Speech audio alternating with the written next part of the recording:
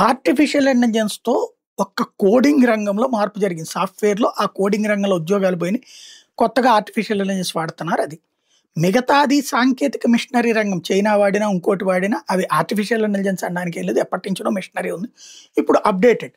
ఒరిజినల్‌గా artificial intelligence మనిషిని replace చేస్తుందన్నటువంటిది అంత నిజం కాదని తేలింది. క్రమంగా దానికి మీదన ఉన్నటువంటి మార్కెట్ వాల్యూస్ డౌన్ అవుతున్నాయి.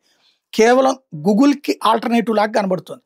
గూగుల్ వెర్షన్ ఫిజికల్‌గా మనం చేతులతో కొడితే ఇది వాయిస్‌తో యాక్టివేట్ అవుతది. లేదా ఇది కూడా దాంతో విజువలైజేషన్ ప్లస్ మనం గ్రాఫిక్స్ ఇట్లాంటివి వినియోగించి ఇదివరకు ఫేస్ మార్ఫింగ్‌లు కావచ్చు, లేకపోతే వీడియోలు సృష్టించడం గాని చేస్తే ఇప్పుడు అది త్వరగా చేస్తుంది. అంటే ఆ రంగానికి బాగా ఉపయోగపడుతుంది. దీనివల్ల ప్రయోజనం ఇప్పటిదాకా పెద్దగా మాటల్లో కనబడుతుంది గానీ చేతల్లో కనబడట్లేదు. నష్టం మాత్రం చాలా కనబడుతుంది ఉద్యోగాలు పోవడం వల్ల. అయితే నష్టం ఇంకొకటి ఏంటి అంటే ఒరిజినల్‌గా మన ఫేస్‌ని రీప్లేస్ చేసేటటువంటి ఇది వీటిట్లో ఉంటుంది. సోషల్ మీడియా దీంట్లో బాగా.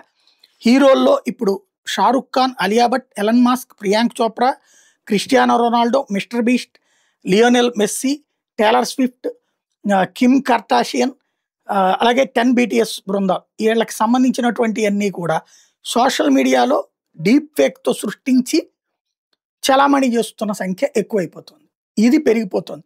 ఏఐ చివరికి దీనికి ఉపయోగపడుతుంది. మంచి కంటే చెడుకు ఉపయోగపడుతుంది.